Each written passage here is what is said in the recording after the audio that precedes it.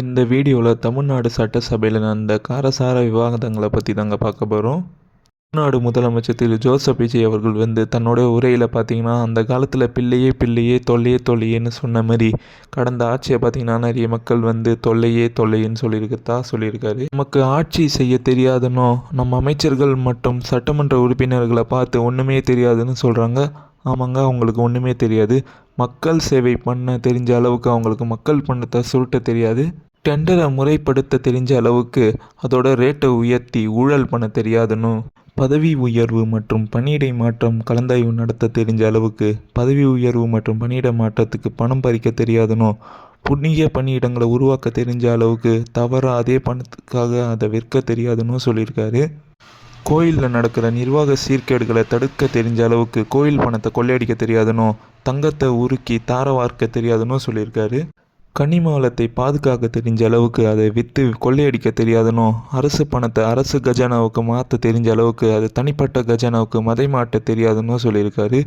அதே மாதிரி பார்த்திங்கன்னா, போதை கலாச்சாரத்தை ஒழிக்க தெரிஞ்ச அளவுக்கு அதை வளர்க்க தெரியாதுன்னு சொல்லியிருக்காரு.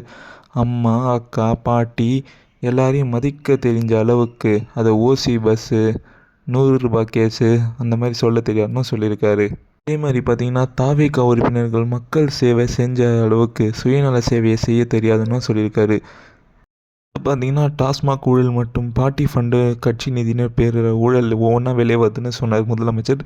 இதை தொடர்ந்து பார்த்திங்கன்னா, ஆளுங்கட்சி மற்றும் எதிர்கட்சியினர் பார்த்திங்கன்னா கூச்சலிடுறாங்க சட்டசபையில். இதை தொடர்ந்து பார்த்திங்கன்னா, சபாநாயகர் எதிர்கட்சி தலைவர் திரு உதயநிதி ஸ்டாலின் அவர்களுக்கு ஒரு வாய்ப்பு தராரு. எதிர்கட்சி தலைவர் திரு உதயநிதி ஸ்டாலின் அவர்கள் முதலமைச்சர் பார்ட்டி ஃபண்டுன்னு பேசுகிறாருனோ, அமைச்சர்கள்லாம் பார்த்திங்கன்னா பார்ட்டி ஃபண்டு எந்த கட்சிக்கு போகுதுன்னு சொல்கிறான்னு சொன்னார்.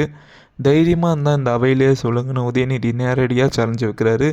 அது மட்டும் இல்லாமல் நேற்று அவை முடிஞ்சதுக்கப்புறம் உதயநிதி ஸ்டாலின் போய் அவர் டிவியில் பார்த்ததாகவும் அதில் அமைச்சர் பார்த்திங்கன்னா மறுபடியும் அவை சட்டப்பேரவையில் பேசினுக்கிறாருன்னு சொன்னார்.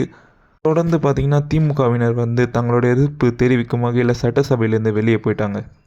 அப்புறம் பார்த்திங்கன்னா, முதலமைச்சர் தன்னுடைய உரையை மீண்டும் தொடங்குறாரு. இதில் பார்த்திங்கன்னா, பெண்கள் பாதுகாப்புலன்னு சில பேர் சொல்லின்னு தெரிகிறாங்கன்னோ, அவங்க பீரியடில் பார்த்திங்கன்னா எத்தனை பேர் பெண் அமைச்சர்கள் இருந்தானோ கேட்டிருக்காரு. இவர் பார்த்தோன்னா என்ன சொல்கிறாருன்னா, தாவேக்கால இப்போ 4 பெண் அமைச்சர்கள் இருக்கத்தா சொல்லியிருக்காரு.